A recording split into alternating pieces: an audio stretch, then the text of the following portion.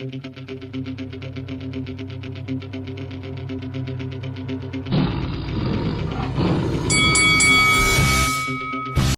this is Carl the Cobra Frutch, and you're watching Lights Out.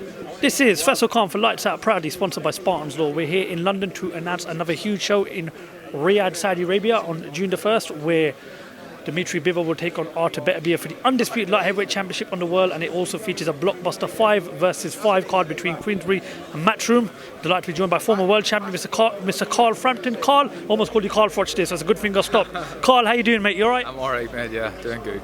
Good to see you. Firstly, Carl, the main event or the 5 versus 5 card, which one excites you the most? I mean, them all really. The 5v5, all great fights. Hard to pick a winner in each, but the main fight, like, I've asked so many people who wins it. I've probably got a 50-50 split. Great fight. Can't wait for that one. I mean, you got two absolute warriors in Bivol and Beterbiev. I mean, do you go with Beterbiev's power? Do you go with Bivol's boxing skill? I mean, how do you sum this fight up, and how do you even pick a clear winner? I don't really know. I think I'll need to think about it a little bit more. You've got Beterbiev is brute strength, ferocious, real just animal, really. Bivol's a bit more, I suppose, a bit more of a technician. Moves a lot better on his feet.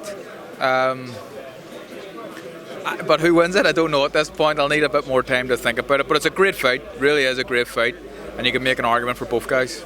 Think about, analysing fighters. You can only go off their last fight. So we saw Bivol go the distance with Lyndon Arthur, which was a convincing performance. But we also saw Beterbiev's destructive performance against Callum Smith, who a lot younger, obviously wasn't as active as he would have liked to have been, but still did what he had to do to him.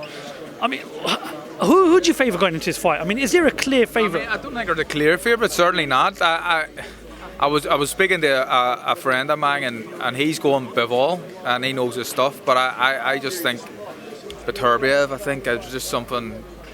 I know he's older and approaching 40, I think he's 38, something like that. Not the youngest guy in the world, but I think there's just something about his aggressiveness, I think, might be the difference. But I mean, I think Bivol punches a lot harder than people give him credit for as well. I think like the tactics for Bivol would be to walk him down because he's a good mover, but people don't do it because they can't do it, because I think that he gets enough of the respect that they can't just march forward. So although Beterbiev is certainly the puncher in the fight, in the same breath, like Bivol can punch too, but it's just a really, really interesting fight. All the belts at light heavyweight, can't wait for it.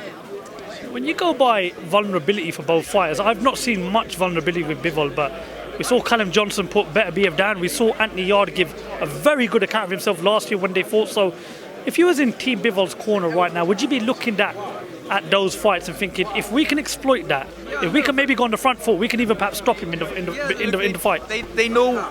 I mean, going on the front foot and exploiting it is two different things. I think that he can be reckless sometimes because he kind of, not that he relies on his power, Beterbiev, but he backs himself and he knows, like, I don't really care about getting hit because if I land, it's going to hurt you more than you've hurt me. So, yeah, I don't know. I think that's the reason why Beterbiev has been dropped a few times, because it's kind of when he's trading as well and he gets caught, but he gets back up and he wins. Stopped every one of his opponents. I really don't know who wins this fight, but if I'm gonna pick someone, I think I would edge towards Beterbiev. I mean, the rest of the card is absolutely stacked from top to bottom. Obviously, you've got the 5 versus 5 card, Queensberry versus Matchroom, Eddie Hearn versus Frank Warren.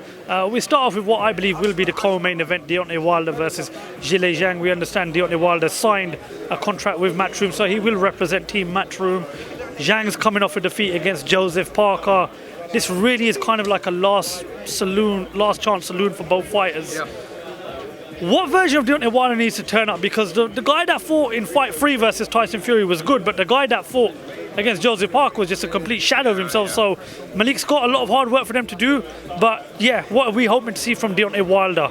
A lot better performance than his last fight. But in saying that, I think Joe Parker was really good.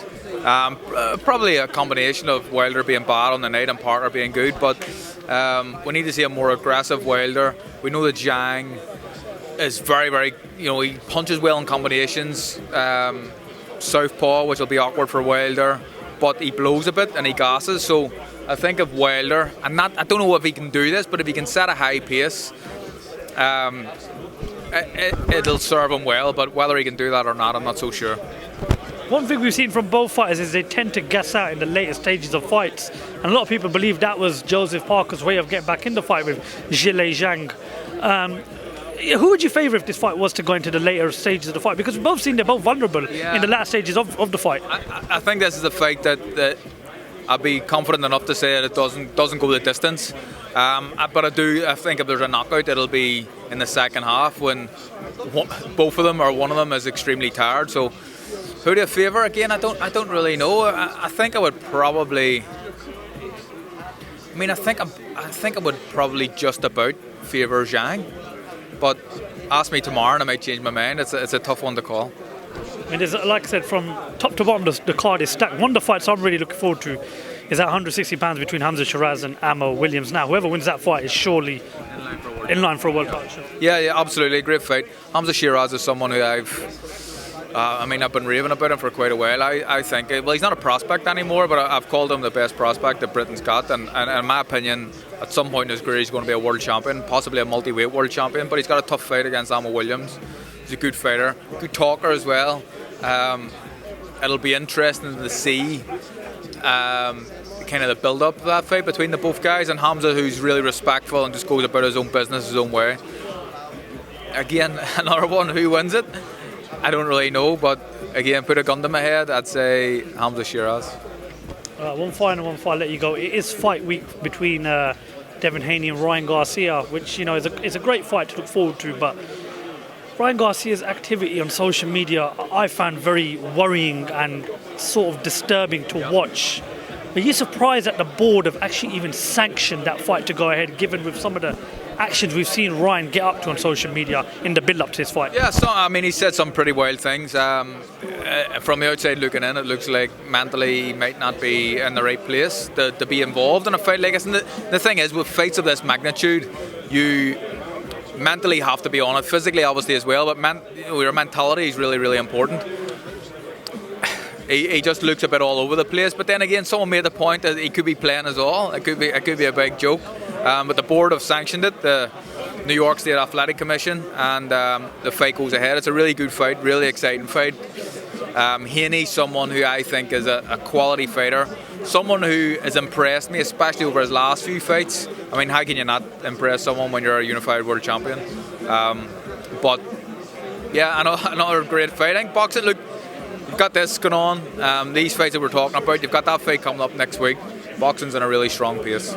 Give us a prediction for Haney Garcia, Carl. I think with just some of the stuff we've been seeing online, I think and even without that, I would favour Haney. How does he win? Points or knockout? No, I think he wins in points. I think he's a big lad and he can probably punch reasonably hard, but he doesn't knock everyone out. I think Haney on points. Carl Frampton, pleasure as always. Thank you very much for your time and thank you for talking to Lights. Thank you.